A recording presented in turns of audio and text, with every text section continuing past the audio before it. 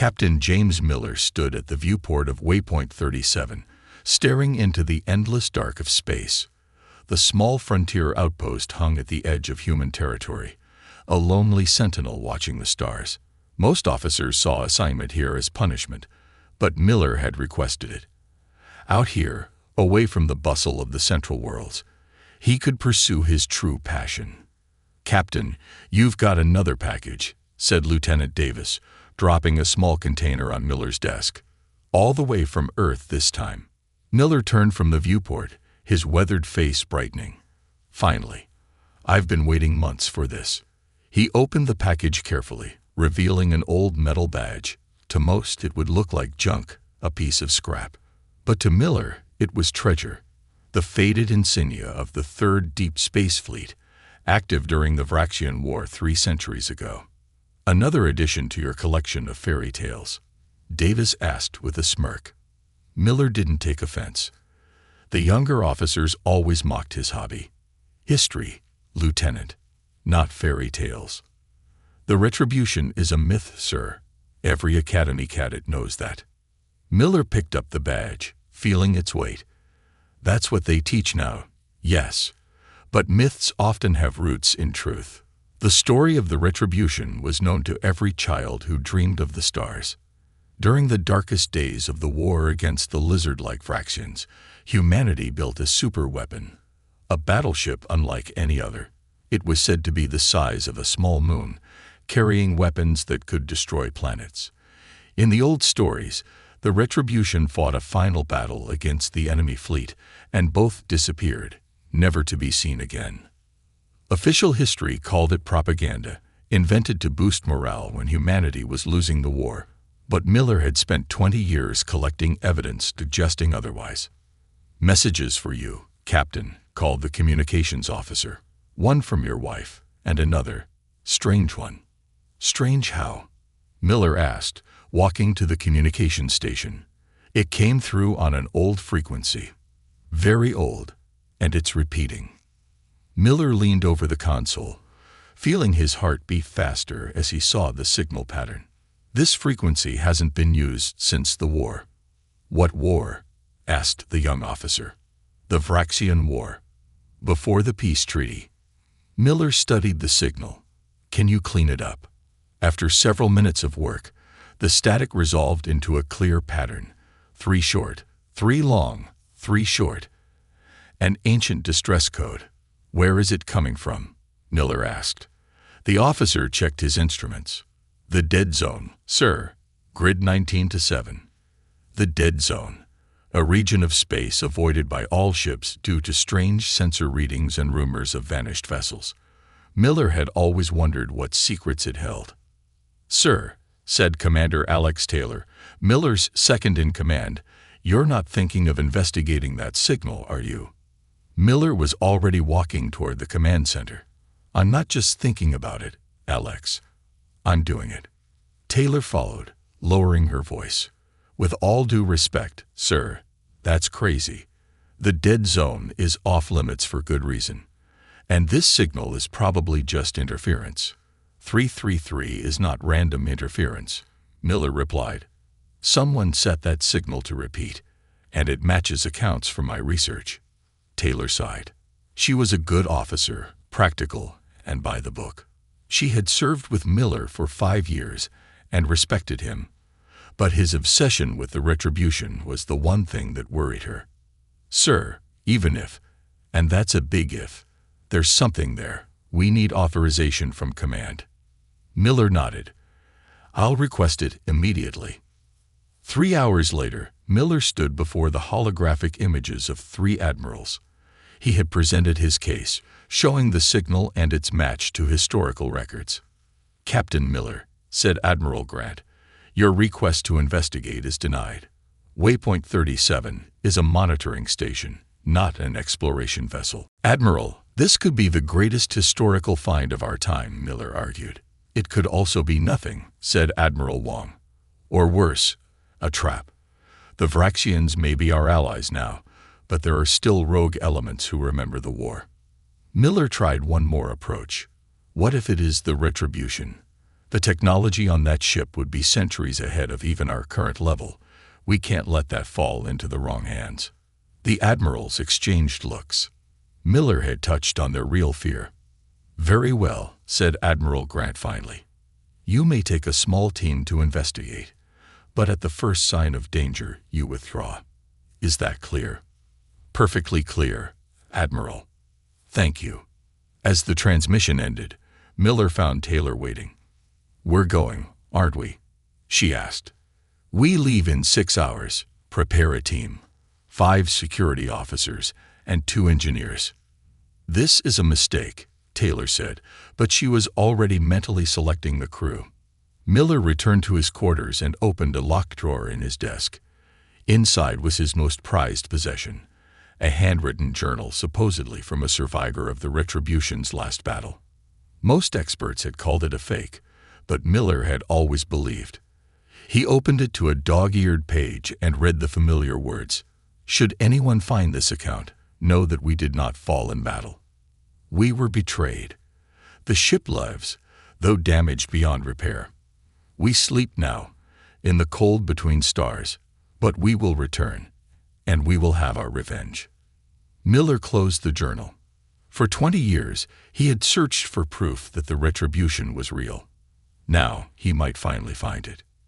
6 hours later, their small ship left waypoint 37, heading toward the dead zone. As they approached the coordinates, sensor readings became erratic. "Something's interfering with our systems," reported the engineer. "Keep going," ordered Miller. Taylor looked nervous. "Sir, if our sensors fail completely, we'll be blind out here." "Sometimes you have to trust more than sensors, Commander." As they pushed deeper into the zone, a massive shape began to appear on their view screen. Just a shadow at first, blocking the stars. But as they drew closer, the outline became clear. A ship, the largest any of them had ever seen.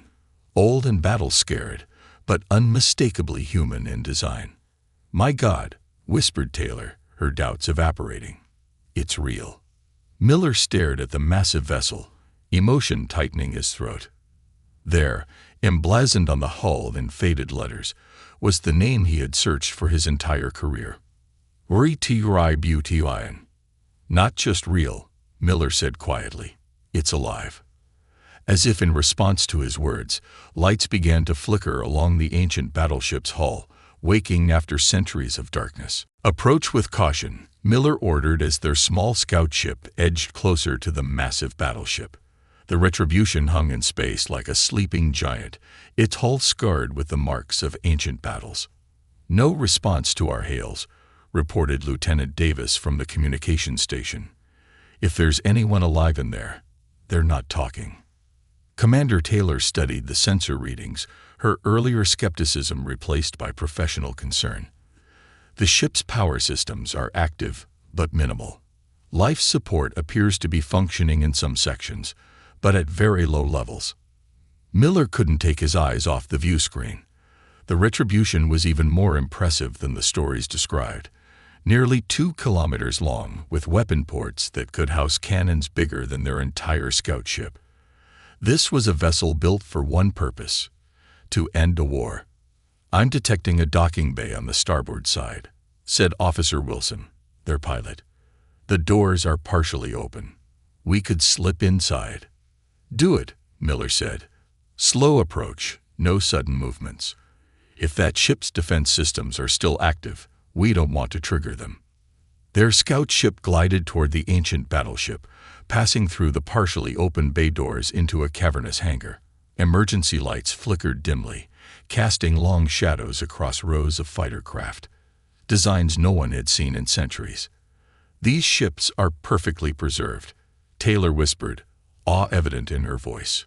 "Look at the technology. It's nothing like our historical records." When they landed, Miller divided the team. "Taylor, you and Davis check the bridge. Wilson, take the engineers to the engine room. I want to know what's keeping this ship powered after all this time. The rest of you come with me to find the crew quarters." They sealed their environment suits. The air aboard the Retribution might be toxic after centuries, and entered the silent corridors of the legendary battleship. Miller led his team through hallways that seemed to stretch forever. Unlike the smooth white corridors of modern ships, the Retribution's passages were industrial, built for war rather than comfort. Occasionally, they passed signs of battle, scorch marks on walls, sections where emergency bulkheads had sealed off breaches. "Captain, look at this," said Security Officer Patel, pointing to a sealed door marked CRYO Bay 1. Miller's heart raced. The journal he'd read had mentioned the crew entering cryosleep. "Can we get this open?"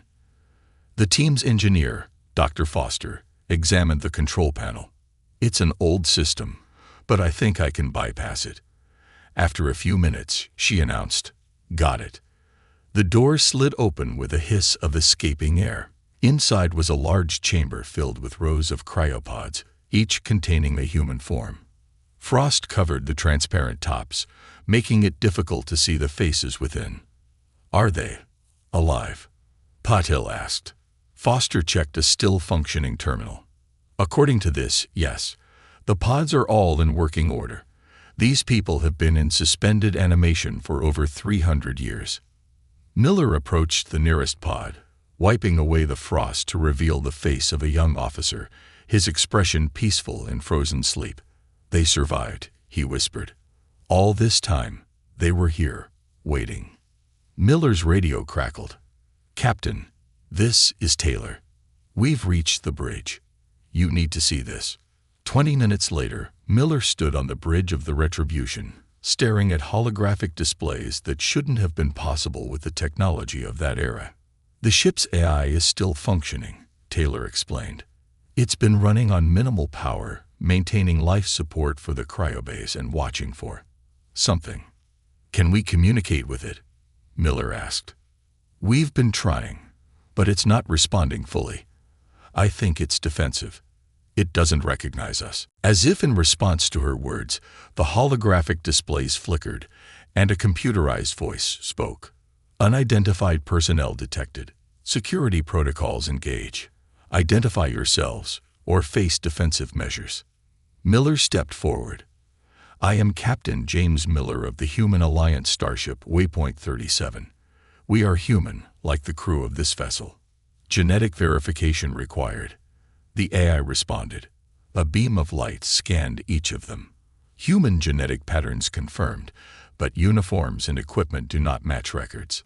Temporal anomaly detected. Current stardate verification required." Miller gave the date according to the standard calendar. There was a long pause. Then, "Data indicates a temporal displacement of 327 standard years, awaiting command authorization to proceed." "We don't have command authorization," Taylor said quietly. "We're not from their time." Miller thought quickly. "Computer, we are descendants of the human forces you were designed to serve. We detected your distress signal and came to investigate." Another pause. "Partial access granted. Critical systems remain locked. Full access requires command-level authorization from Captain Thomas Reed or designated successor." The holographic displays change, showing detailed scans of the ship. Most systems were damaged, but the ship's core functions and its weapons were intact. "Look at this technology," Dr. Foster said in awe, examining the displays. "Some of these systems are beyond anything we have even now." "How is that possible?" "The history books got it wrong," Miller said. "The Retribution wasn't just propaganda. It was real. And it was far more advanced than anyone knew." As they studied the displays, Wilson's voice came over the radio. "Captain, we've reached the engine room. You won't believe what we found. This ship isn't powered by standard fusion drives. It's something else entirely, something I've never seen before." "Document everything," Miller ordered, "but don't touch anything yet." As Miller spoke, the bridge lights suddenly brightened, and warning signals flashed across the displays. "What's happening?" Taylor asked. The AI's voice returned, now more urgent. "Warning. Defensive systems activating. Unknown entities attempting access to secure areas. Security protocols engage. There's someone else on board, Miller realized. Computer, identify the unknown entities. Unable to comply. Sensor systems damage. Threat assessment. High. Activating remaining defensive protocols. Throughout the ship, emergency barriers began to close. Lights shifted to a deep red alert status. Everyone back to the ship now, Miller ordered. As they rushed back through the corridors, Miller heard mechanical sounds ahead, the whir of servos and the heavy tread of metal on metal. Down, he shouted, pulling Taylor behind a bulkhead just as a security drone rounded the corner. It was humanoid in shape but clearly mechanical, armed with weapons built into its arms. The drone paused, its sensors scanning the corridor. Miller held his breath, praying their environment suits would mask their heat signatures. After what seemed like an eternity, the drone moved on, continuing its patrol. The AI doesn't fully trust us, Taylor whispered.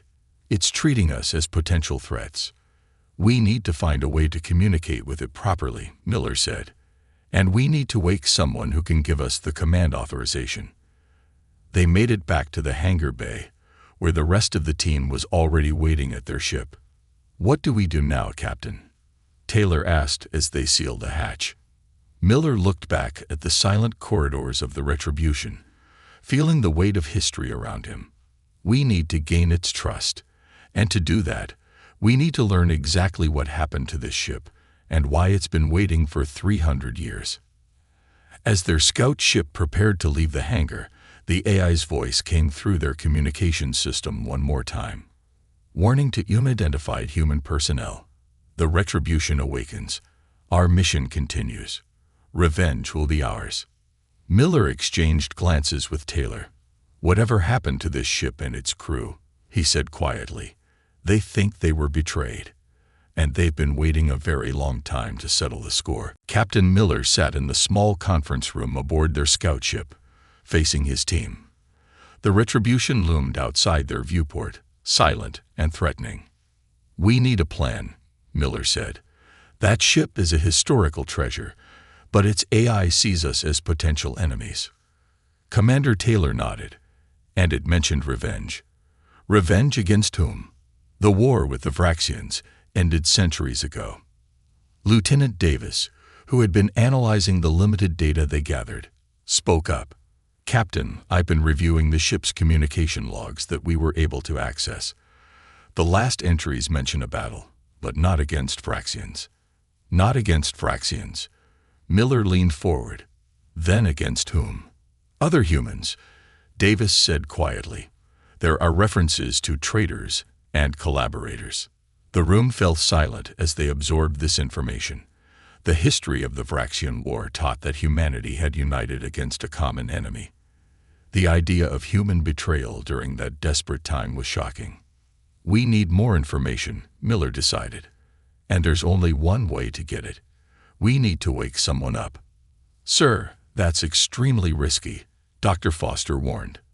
Those people have been in cryosleep for over 3 centuries. The medical complications alone. I understand the risks, Miller interrupted. But we need answers, and we need someone who can command that eye. After much debate, they agreed on a plan. They would return to the Retribution with medical equipment and attempt to revive the ship's commander, who would likely have the highest authorization level.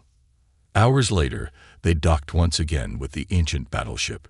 This time, the AI did not immediately activate defensive measures, seemingly having assessed they weren't an immediate threat. Computer, Miller called out as they re-entered the ship. We wish to communicate with your commander. We need to revive Captain Reed from cryosleep. There was a long pause before the AI responded. Authorization insufficient for full revival protocols. However, limited communication may be established. Follow illuminated path to Command Cryobay. Lights flickered on along the corridor floor, creating a path deeper into the ship than they had ventured before. It's cooperating, Taylor said, sounding surprised. Why the change? Maybe it's had time to analyze us, Miller suggested. Or maybe it's just curious. They followed the lights to a smaller cryobay marked Command STFF. Inside were just 5 pods, more elaborate than the ones they had seen earlier.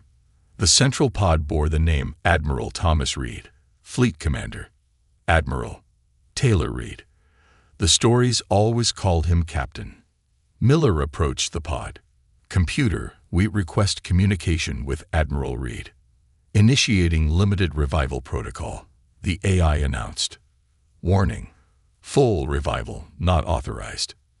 Temporary consciousness only." The pod hummed to life. Frost melted away from the transparent cover, revealing the face of a man in his 50s, with a strong jaw and deep lines around his eyes.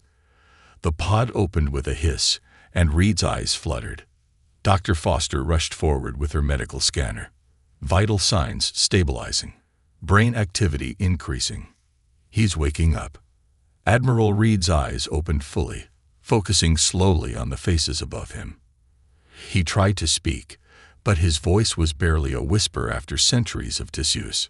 "Water," Foster said, and Davis quickly provided a small cup with a straw. After a few sips, Reed found his voice. "Who are you?" "You're not my crew." Miller stepped forward. "Admiral Reed, I'm Captain James Miller of the Human Alliance. We found your ship adrift and followed your distress signal." Reed's eyes narrowed. "Human Alliance? What happened to the Federation?" Miller exchanged glances with Taylor. "Admiral, this may be difficult to hear, but you've been in cryosleep for a very long time. The year is 2752. Reed stared at them, then closed his eyes. 300 years, he whispered. "Computer, confirm." "Confirmed, Admiral. Current timestamp indicates 327 years, 4 months, 18 days since cryoprotocol initiation." Reed struggled to sit up, and Foster helped him. "The war? The Vraxians? The war ended 3 centuries ago," Miller said gently. "We've been at peace with the Vraxians for generations." Reed's face hardened. "Peace with those monsters? After what they did?" "History records that both sides were exhausted by the conflict," Taylor explained. "A treaty was signed. The Vraxians retreated to their territory, and humanity rebuilt." "And the traitors?" Reed asked. "What happened to those who betrayed us?" Miller hesitated. "Admiral, our history doesn't mention any betrayal. The retribution is barely a footnote, a propaganda story created to boost morale." Reed laughed, a harsh sound. "Propaganda? Is that what they call us? The greatest warship ever built, with a crew of 15,000, and they erased us from history."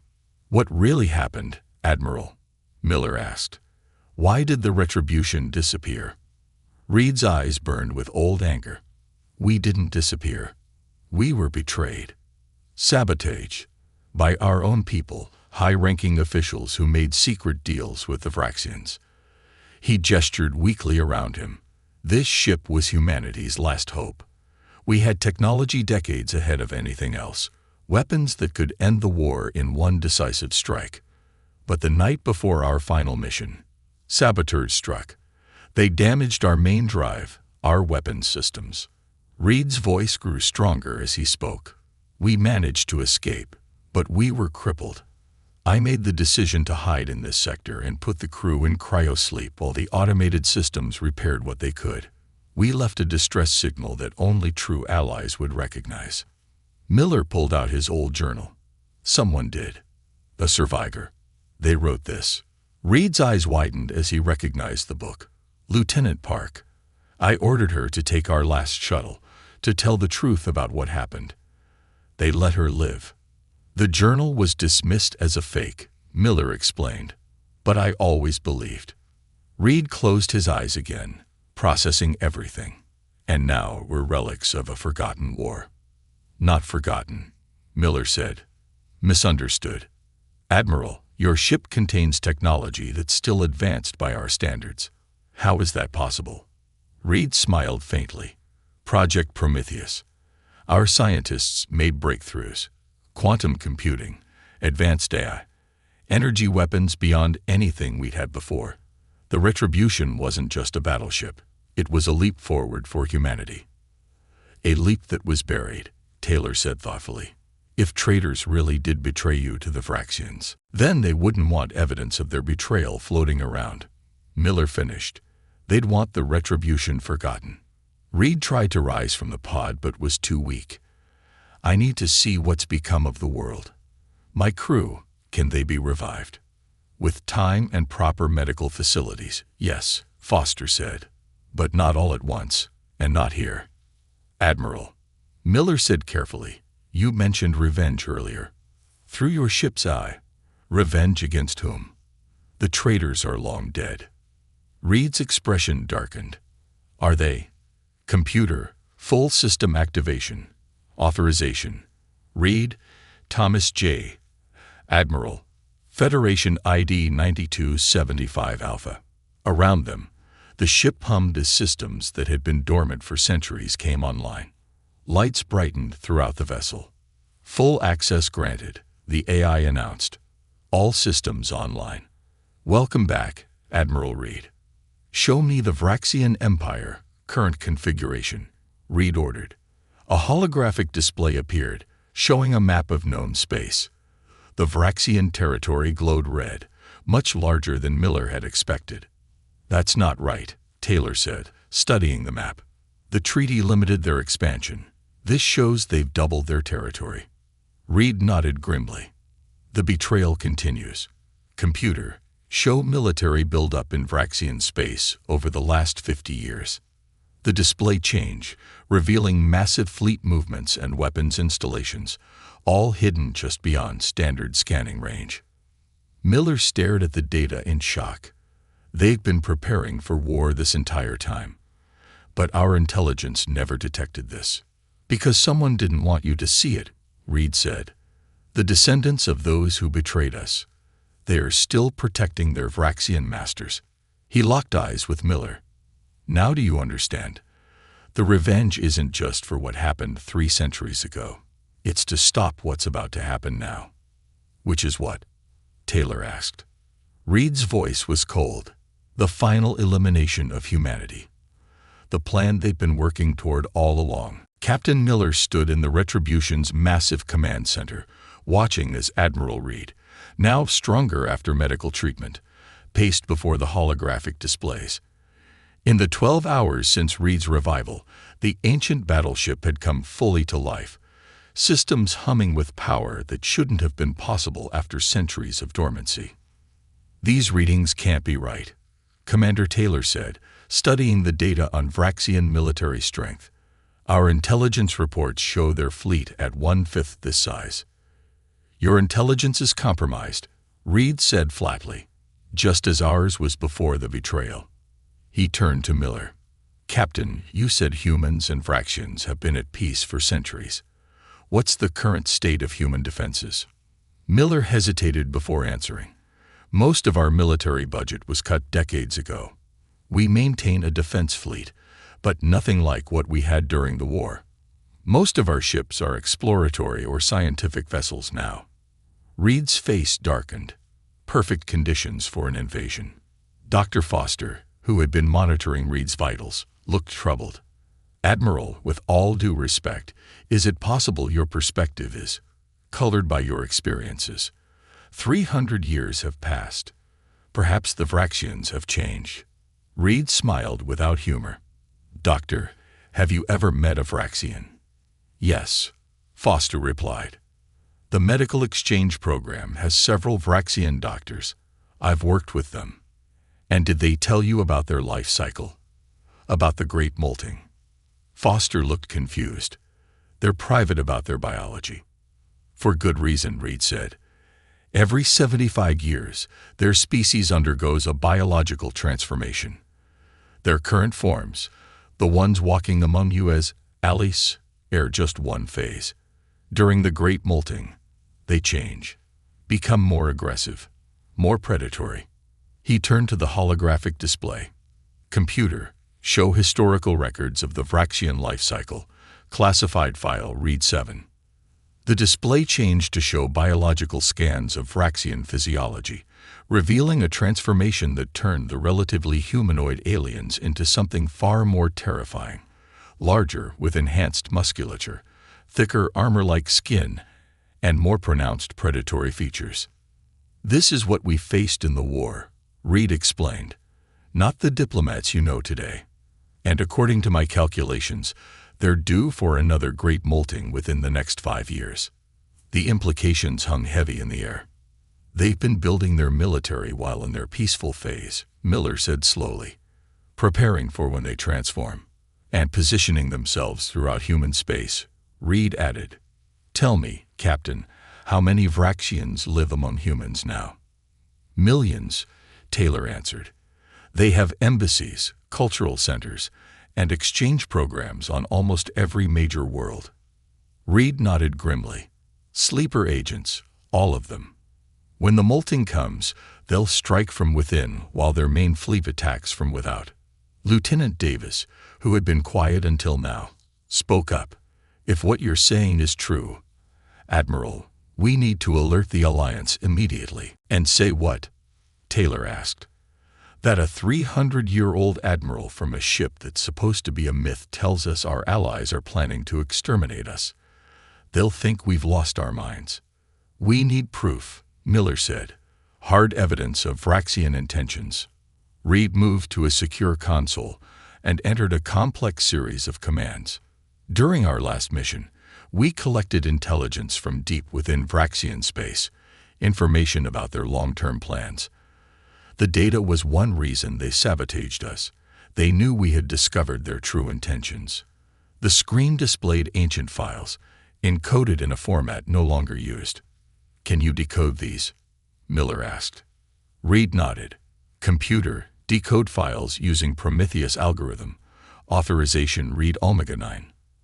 As the files began to decrypt, the ship's sensors suddenly blared an alert. "Proximity warning," announced the AI. "Vessel approaching. Configuration matches Vraxian scout class." "They found us," Taylor said, moving to a tactical display. "How?" "We were careful with our approach." Reed's expression hardened. They'd been watching this sector all along. They never stopped looking for us. "We need to leave," Davis urged. "Return to Alliance space and report what we found."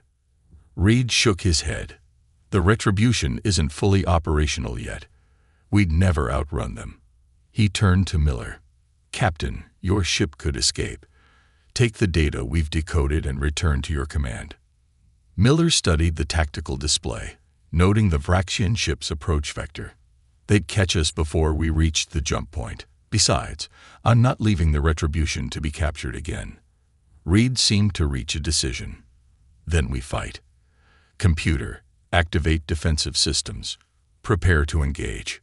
"Weapons systems at 40% capacity," the AI reported. "Full combat capabilities not recommended." "Admiral," Miller cautioned, "we're not at war with the Vraxians. Firing on their ship would violate the treaty." "A treaty they've been violating for centuries," Reed countered. "But I take your point. Let's see what they want first." The communication system activated, and a Vraxian face appeared on the main screen. Unlike the relatively benign appearance of modern Vraxian diplomats, this one had harder features. A military officer, his scales darker and ridge more pronounced. "Attention human vessel," the Vraxian said in perfect common. "You have entered restricted space. Power down and prepare to be boarded." "Restricted by whose authority?" Miller asked. "This sector is neutral territory under the Treaty of Armstrong." The Vraxian's eyes narrowed.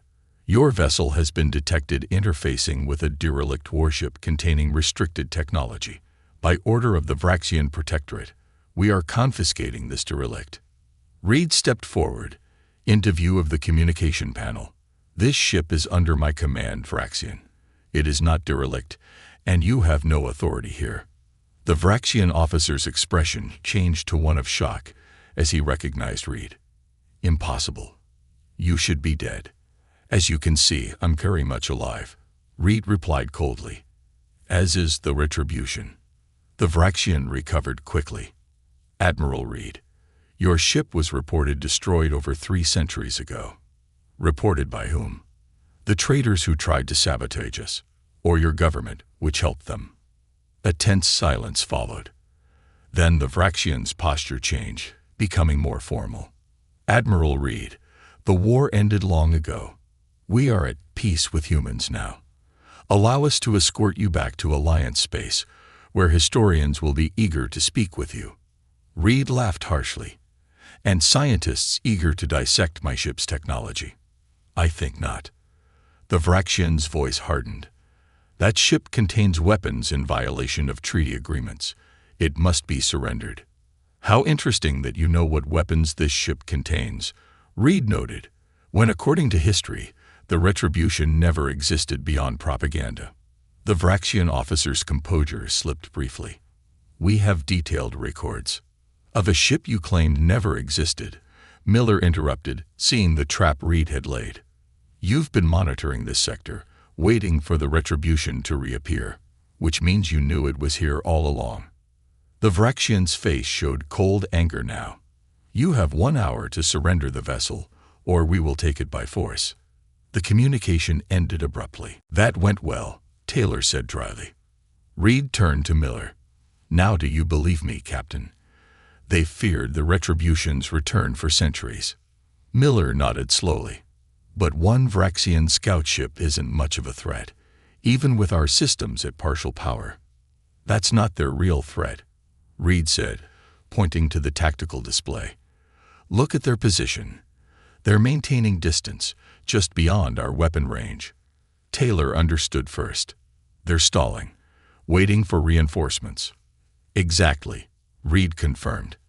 And when their battle fleet arrives, we'll be outnumbered. Miller made his decision. Then we need to act now. Admiral, can this ship still fight?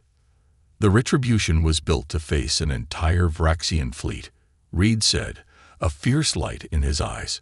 One scout ship. We'll show them why they feared us for 3 centuries. He turned to the command console. Computer, target Vraxian vessel. Prepare to fire warning shot. Let's remind them who they're dealing with. As the Retribution's weapon systems came online, the massive ship trembled with power that had lain dormant for centuries. Weapon charge, reported the AI. Target locked. Reed looked at Miller, seeking confirmation. This would be an act of war. But war, Miller now realized, had never truly ended. Miller nodded. Fire. A beam of energy, unlike anything in modern weapon systems, lanced out from the Retribution, passing just meters from the Vraxian ship's hull.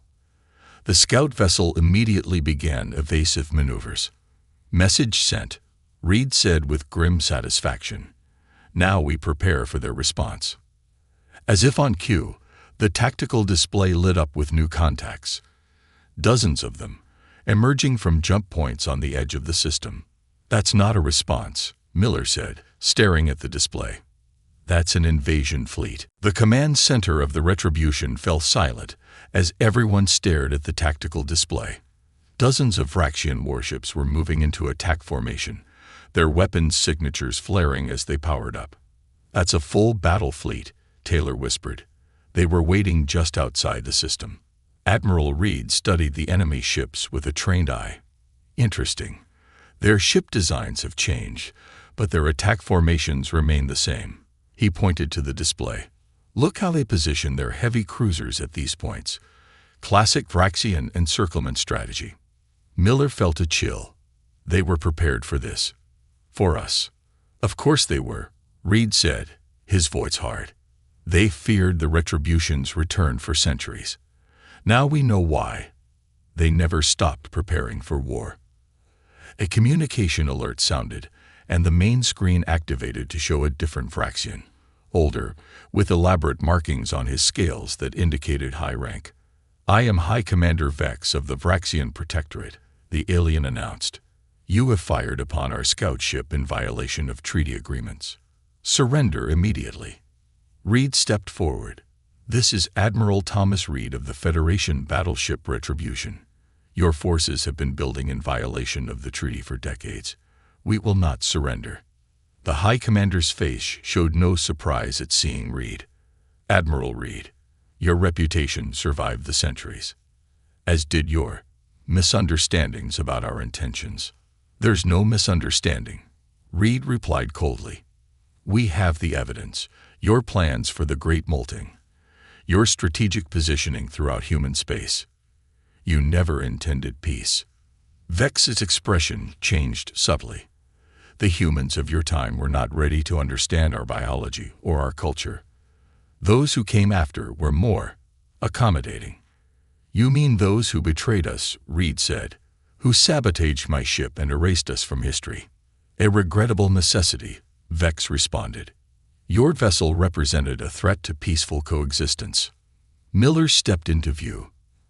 "And your fleet? Is that for peaceful coexistence too?" Vex turned his attention to Miller. "Captain, I suggest you and your crew leave the Retribution immediately. This matter predates your lifetime. There is no need for you to die over ancient history." "Ancient history that's about to repeat itself," Miller replied. "Your fleet proves everything Admiral Reed has said." Vex's patience visibly thinned. "This is your final warning. Abandon that vessel, or we will destroy it, with you aboard." Reed cut the communication. "He's stalling again," he said to Miller, giving their ships time to move into optimal firing positions. He turned to the weapons console. "Computer, what's our combat status?" "Defensive shields at 68% capacity," the AI reported. "Main weapons at 43%. Secondary systems online. Estimated combat effectiveness, 52% of optimal." "Not ideal," Reed admitted, "but we faced worse odds." Miller looked at his team. They hadn't signed up for this, a battle against overwhelming forces in a 300-year-old war. "We should try to contact Alliance Command," he suggested. "Tell them what's happening here." "The Vraxians are jamming all outgoing communications," Davis reported from the communication station. "We're cut off." Reed nodded grimly. "They don't want evidence of their treachery reaching your government." He studied the tactical display again. "We have one advantage they don't expect." "What's that?" Taylor asked. "The Prometheus Protocol," Reed said. "Computer, initiate Prometheus Protocol. Authorization read Final Omega." "Warning," the AI responded. "Prometheus Protocol will redirect all power to experimental systems. Life support will be reduced to minimal levels in non-essential areas. Proceed." "Confirmed," Reed said. "Proceed." The lights dimmed briefly throughout the ship, then stabilized. On the tactical display, new weapon systems came online. Systems unlike anything Miller had seen before. "What is this?" he asked. "The reason they feared us," Reed explained. "Quantum phase weaponry. Technology that was decades ahead of its time. And apparently still is." He looked at Miller. "This is what they tried to prevent us from using. What the traitors sabotage." The tactical display beeped urgently. "Vraxian vessels firing," the AI announced. "Evasive maneuvers," Reed ordered. "Bring us about to heading 047. Prepare to return fire." The massive battleship moved with surprising grace for its size, turning to face the oncoming Vraxian fleet. Enemy weapons fire streaked toward them, bright lances of energy that would have torn apart a modern Alliance vessel. But when they struck the Retribution's shields, something unexpected happened. Instead of struggling under the attack, the shields actually brightened, seeming to absorb the energy. Shield capacity increasing to 75%, the AI reported. Energy absorption systems functioning. Reed smiled for the first time since his awakening. They've forgotten what the Retribution can do. Their weapons are actually making us stronger. "That's impossible," Foster said, staring at the readings. "Not impossible," Reed corrected. "Just beyond your current science. The Prometheus project developed technology that could convert enemy weapons fire into usable energy." He turned to Miller. "Now, Captain, shall we show them why they were right to fear us?" Miller hesitated only briefly. If what Reed said was true, if the Vraxians had been planning humanity's destruction for centuries, then this wasn't just about revenge. It was about survival. "Fire at will, Admiral," he ordered. Reed's fingers danced across the command console. Target their lead vessels. Fire main quantum phase cannon. The Retribution shuddered as its main weapon discharged. Not a beam of energy like conventional weapons, but a rippling distortion that crossed space almost instantly. When it reached the first Vraxian cruiser, the enemy ship simply came apart, its matter destabilizing at the quantum level. 3 more Vraxian ships suffered the same fate before the fleet scattered in panic, breaking their careful formation. "My God," Taylor whispered. "1 shot each." "Now they remember," Reed said, his voice quiet but intense. This is what they feared, a weapon they couldn't defend against. The Vraxian communication channel activated again. High Commander Vex's face showed controlled fury. "This proves everything we have maintained for centuries. Your species created a weapon of mass destruction. You forced us to take action." "You betrayed us first," Reed countered. "You planned our extinction while pretending to negotiate peace." "And now," Vex demanded, "will you destroy our entire fleet, reignite a war that ended generations ago?" Reed looked at Miller, leaving the decision to him. Miller stepped forward. "We don't want war, Commander. We want truth. Stand down your fleet and agree to immediate discussions with the Human Alliance about your treaty violations. Otherwise," he let the threat hang unspoken, gesturing to the destroyed Vraxian ships. Vex's scaled face showed calculation. "You are outnumbered. Your weapon is formidable, but our fleet can overwhelm you with concentrated fire." "Perhaps," Reed acknowledged. "But how many ships will you lose before that happens? Half your fleet? More?" He stepped closer to the screen. "And what happens when we release all our data to the Human Alliance? The evidence of your deception, your treaty violations, your plans for the Great Molting." Vex's eyes narrowed. "What do you propose?" As Captain Miller said, "Immediate discussions with the Human Alliance, full disclosure of your military buildup and your plans. A new treaty, one with real verification this time." For a long moment, Vex was silent, clearly communicating with others off-screen. Finally, he turned back. "We will withdraw to the outer system and permit communications with your alliance. But the Retribution remains a prohibited weapon under existing treaties. It cannot be allowed to operate freely." "The Retribution will be placed under Alliance control," Miller said. "Its technology studied by human scientists, not dismantled or surrendered." Another pause, then a curt nod. "Agreed. For now." The communication ended. The Vraxian ships began to pull back, maintaining a wary distance from the Retribution. "They'll be back," Reed said quietly. "With a larger fleet. This isn't over." "No," Miller agreed. "But now we're prepared. And we have the truth." He looked around at the ancient battleship that had survived centuries to deliver its warning. "The Retribution didn't just come back for revenge, Admiral. It came back to save us." Reed nodded slowly. "Perhaps that's the true Retribution. Not punishment for past wrongs, but prevention of future ones." He extended his hand to Miller. "Thank you, Captain, for believing when no one else would." As they shook hands, the main lights returned to full power throughout the ship, illuminating corridors that had been dark for 3 centuries. "Computer," Reed said, "begin revival protocols for senior staff. It's time to wake up my crew." He turned to Miller with determined eyes. "They've slept long enough, and humanity has been blind for too long." Outside the viewports, the stars seemed to shine brighter as the Retribution, no longer a myth but a very real guardian, prepared for its new mission in a time not its own, but desperately in need of its protection.